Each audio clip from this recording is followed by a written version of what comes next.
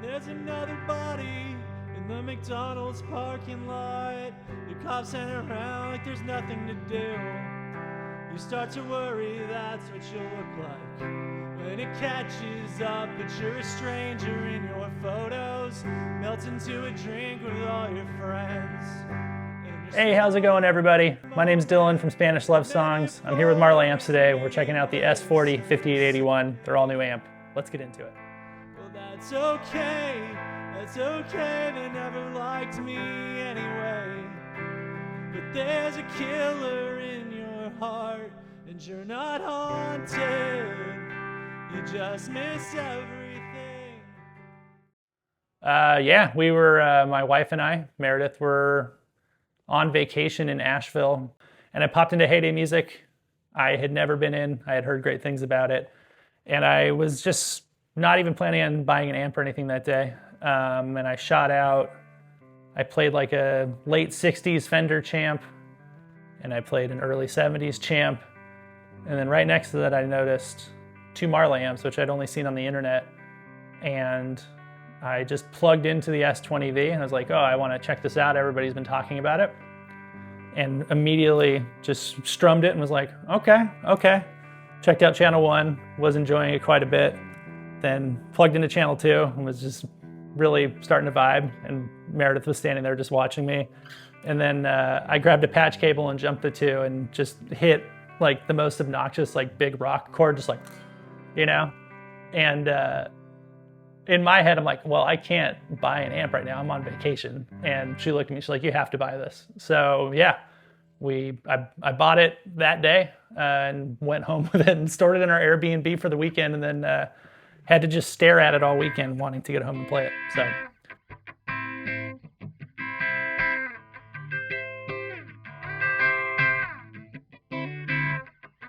But I'm definitely like a vibes guy when it comes to guitar, for lack of a better term. And I like something that I can just plug into, turn up the volume, and it just sounds good. And my dumb brain doesn't have to think about what I need to do. Even on channel 2, it's like, do I want this to be brighter or darker? Cool, there we go. Let's play some music. And that's, you know, what more could I actually ask for in an amp?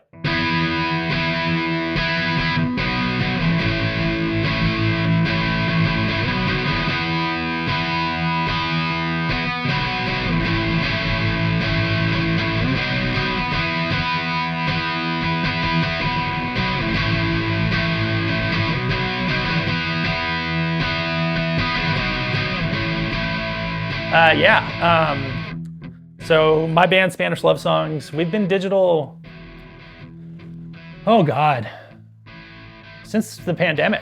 Our last tour before the pandemic, we were on amps, and we were 2 of 4 on a package, which meant we didn't get a sound check every day. And we were old and tired of lugging stuff around, and then the pandemic happened, and there was the explosion of digital stuff, and we got our first in-ear rig, and I think just out of convenience, we were like, well, all this digital stuff must be so good now. And it is good, it's great. It sounds great, and it's a solution to some problems. But, you know, we're a rock band first and foremost, and I think, at least for us internally, we've been trying to solve problems that didn't exist.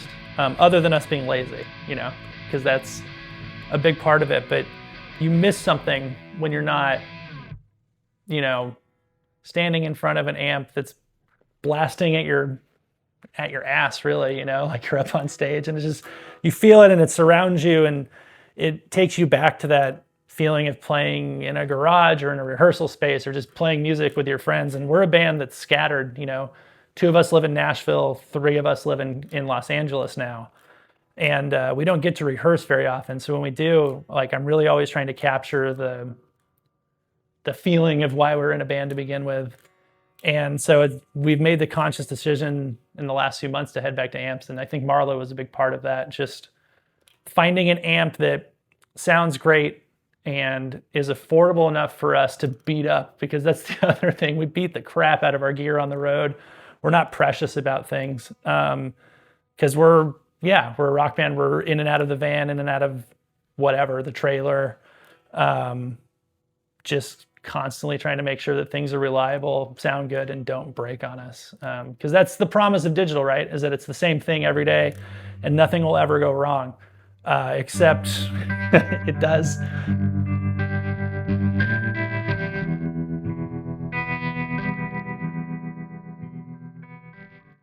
We're very excited to not have to worry about it and have something reliable and easy to use and something that sounds incredible night after night. And that's the actual promise, right? Is, yeah, playing music and sounding like yourself.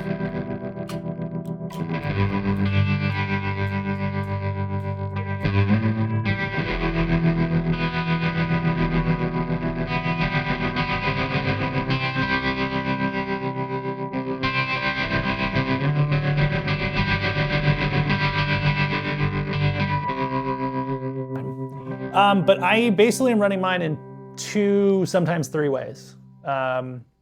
First way is what I call lizard brain. I plug into channel 1. There's no tone control on channel 1 on my 20.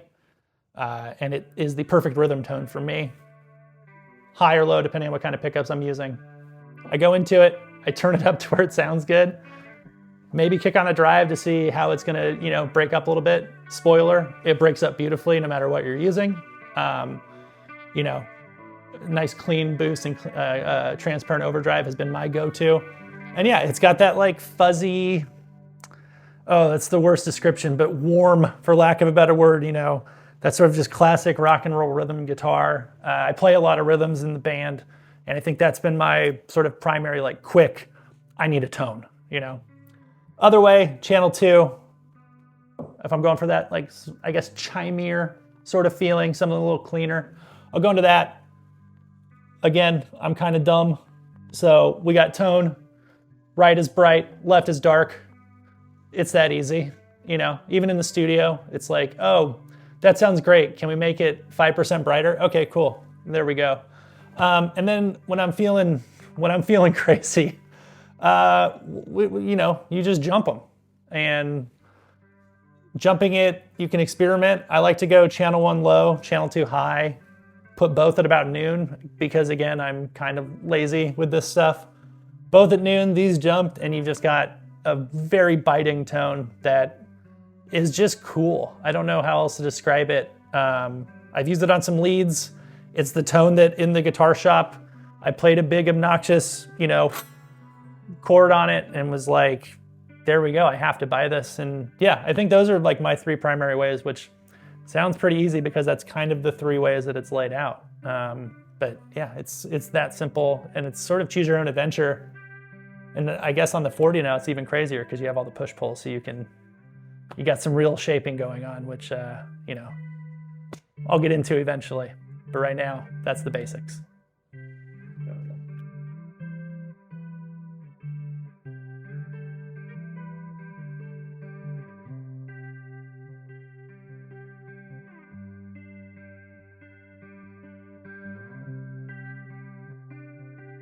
And I think there's a hierarchy of, okay, is it handmade? Is it handmade in America by like local builders whom you have a relationship with and you can build a community with?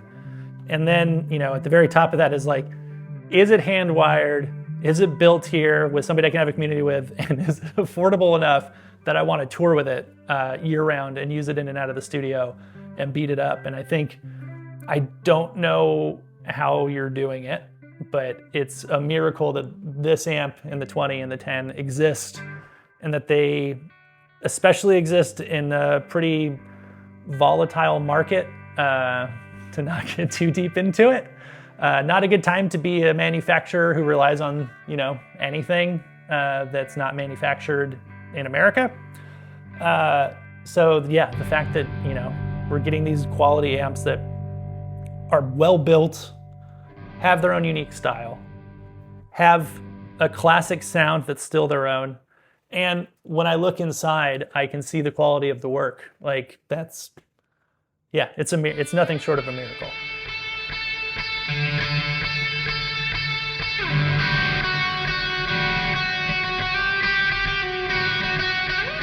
You have your phone number on your website. Like, A, insane, but B, like, yeah, that's incredible.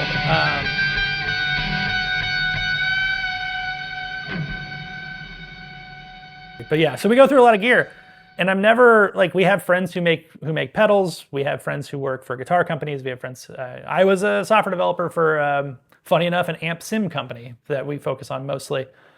I don't feel compelled to reach out to people often. Other than like if I meet them through somebody, that's different.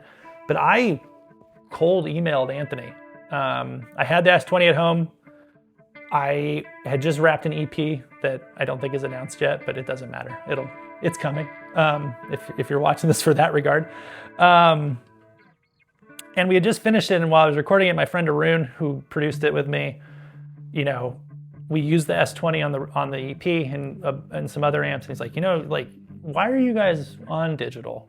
And I was like, I don't know. And he was bullying me. He's like, you got to go back to amps, man. Like you're a rock band. You got to do this. And it had been brewing in my head. And between that and getting the S20 and playing the S20, I was like, you know what? We're doing this. We're going back to amps. I floated it to the rest of my band members who were on board.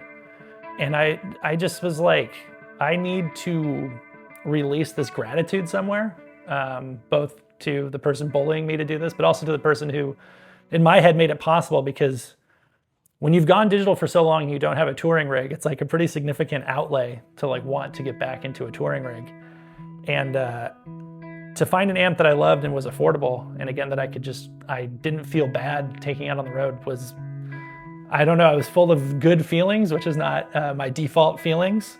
So I cold emailed Anthony and was just like, hey, thank you so much for, I don't know, I recognize like a DIY mentality. I'm from a DIY world, and not DIY in the sense of like I do everything myself, but DIY in the sense of like looking for a community of like-minded people who are working towards some goal of a better world, as dumb as that sounds sometimes.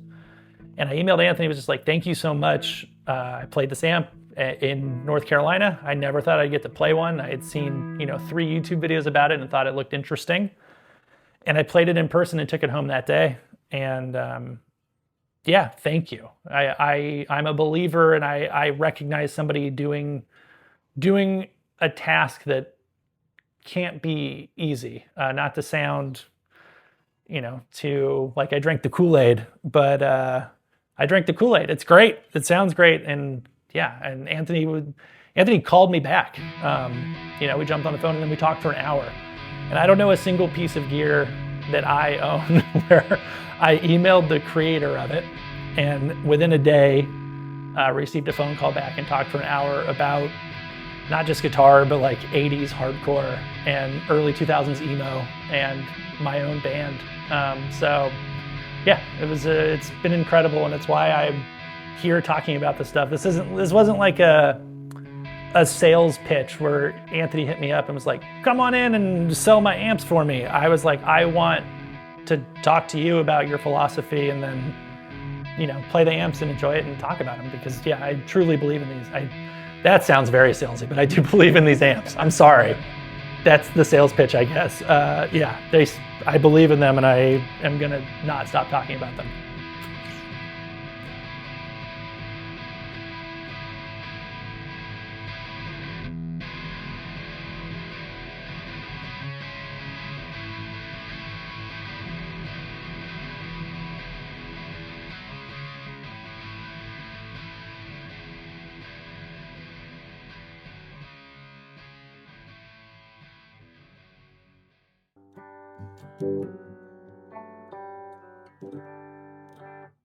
Yeah.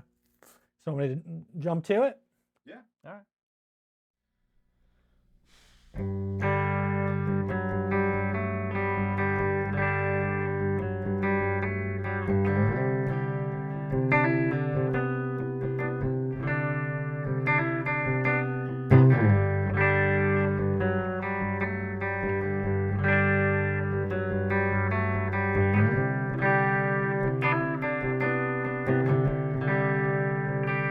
Off the road so you could cry.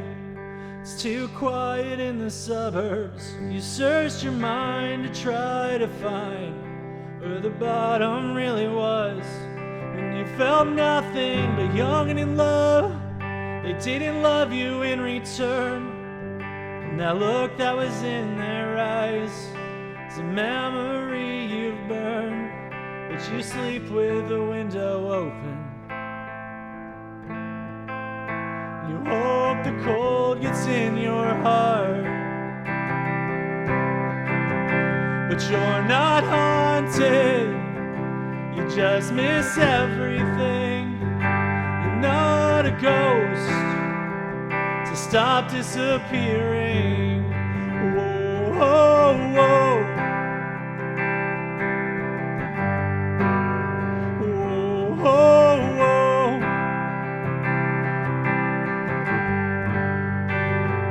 And there's another body in the McDonald's parking lot. The cops hang around like there's nothing to do. You start to worry that's what you'll look like when it catches up, but you're a stranger in your photos, melt into a drink with all your friends, and you're swallowed in a moment. The metaphor is meaningless, so you'll say, well, that's okay, they never liked me anyway. But there's a killer in your heart, and you're not haunted. You just miss everything. You're not a cautionary tale.